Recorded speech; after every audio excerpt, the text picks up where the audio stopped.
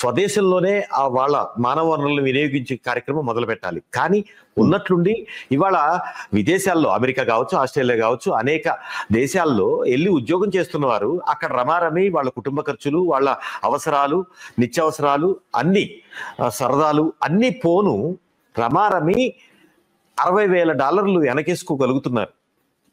అంటే on and average $60,000 అంటే సంవత్సరానికి వార్షికంగా ఒక 50 లక్షల రూపాయల సంపాదన.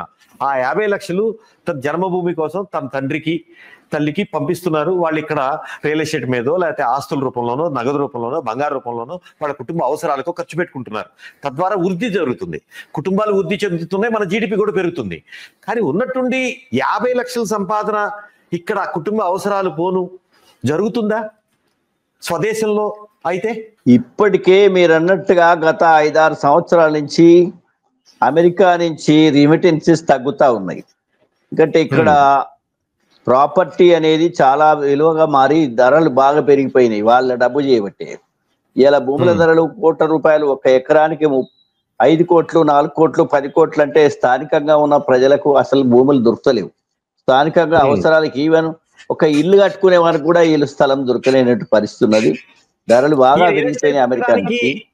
ఈ రియల్ ఎస్టేట్ పెరగడానికి ఐటీ డబ్బే కారణం అంటారా, ఇంకా వేరే వేరే కాదా? అది రియల్ ఎస్టేట్ పెరగడానికి ఐటీ అంటే ఇక్కడ లోకల్ ఐటీ కాకుండా బయట నుంచి అమెరికా నుంచి డబ్బు బాగా రావడం ఒకటైతే, మనకు ఈ దేశంలో దోపిడీ చేసే వాళ్ళు ఉన్నారు కదా, రాజకీయ నాయకులు, కంపెనీలు దోపిడీ చేసిన వాళ్ళందరూ తమ యొక్క బ్లాక్ మనీ అంతా ఈ రియల్ ఎస్టేట్ మీద పెట్టడం వల్ల అది అన్ని రకాల ఇటు అమెరికన్ మనీ వస్తున్నది, లోకల్ గా చేసినటువంటి బ్లాక్ మనీ అంతా అందులోకి ఎంటర్ అవుతున్నది.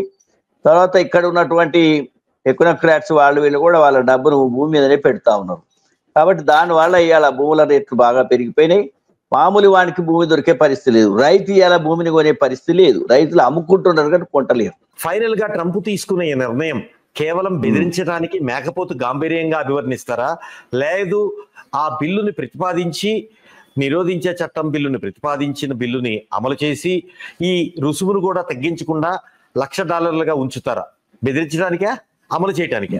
ఇది బెదిరించడానికే. ఆయన ఇప్పటి వరకు కూడా 2-3 సార్లు స్టేట్మెంట్ ఇచ్చిండు, మీరు రష్యా నుంచి చమురు కనుక కొనకపోతే నేను ఇవన్నీ సడలిస్తాను, మనం ఒక డైలాగ్ చేయొచ్చు, మాట్లాడొచ్చు అనేది ఒకటి ఉంది.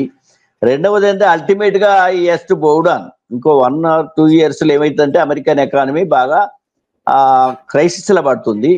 లేక అమెరికన్ కంపెనీల నుంచి కూడా ఆయనకు బాగా ప్రెషర్ వస్తుంది. దాన్ని తట్టుకోలేనటువంటి స్థితి అనేది ఏర్పడుతుంది. కాబట్టి ఆయన తప్పకుండా తన నిర్ణయాన్ని విత్డ్రా చేసుకోవాల్సినటువంటి పరిస్థితులు ఏర్పడతాయి. లేని పక్షంలో అమెరికన్ ఎకానమీ చాలా ఇబ్బందుల క్రైసిస్ లో పడుతుంది. అంతర్జాతీయ స్థాయిలో కూడా వాళ్ళకు ఉండే దానికి ఉండేటువంటి కాంపిటేటివ్నెస్ అనేది పోతుంది. దానికి ఉండేటువంటి పోటీ తత్వాన్ని తగ్గించుకునే పరిస్థితి వస్తుంది. ఎందుకంటే టెక్నోక్రాట్స్ ఇక్కడి నుంచి పోతే తప్ప అమెరికన్ ఎకానమీ అక్కడ నడవదు. కాబట్టి మన దేశం యొక్క టెక్నోక్రాట్స్ అనేటోళ్ళు వాళ్ళకు అత్యవసరమైనటువంటి వనరులు. కాబట్టి అది ఎన్నడో ఒకనాడు సరే, ఇప్పుడు ఆయనకు ఉండే పిచ్చితనంతో ఈ రకంగా చేస్తుండొచ్చు, కానీ కొంతకాలం తర్వాత తన రివ్యూను మార్చుకోవాల్సిన పరిస్థితి వస్తుంది. ఇంకా అంతర్జాతీయ సంబంధాలు ఎలా ఉంటాయో చెప్పలేం మనం. త్వరలోనే అనేక మార్పులు రావచ్చు. ఎందుకంటే ఈవెన్ ట్రంప్ కూడా తన నిర్ణయాలను ముఖ్యంగా భారతదేశం మీద ఇటువంటి ఆంక్షలు పెట్టి ఒక కక్షపూరితమైనటువంటి యాటిట్యూడ్ ను అనేది విత్డ్రా చేసి సడలింపు చేసుకునే అవకాశం ఉంది. ఎందుకంటే వాళ్ళే ఆర్థిక వ్యవస్థను మళ్ళీ బాగు చేసుకోవాలి. కాబట్టి అటువంటిది అంటే బెదిరించి చూస్తా ఉన్నాడు. ఆయన బెదిరిస్తే మోడీ భయపడతాడు, లేకపోతే మోడీ ఈల్డ్ అవుతాడు, లేకపోతే భారతదేశంలో కూడా మోడీ మీద ఒత్తిడి జరుగుతుంది, మోడీ సరెండర్ అవుతాడు అనేటువంటి లక్ష్యం ఆయనకు ఉండొచ్చు. కానీ మన దేశం అంతా సరెండర్ కావాల్సినటువంటి పరిస్థితులు లేదని అనుకుంటున్నాను. ఇప్పటికే మన భారతదేశంలో కూడా ఒక పునరాలోచన మొదలైంది.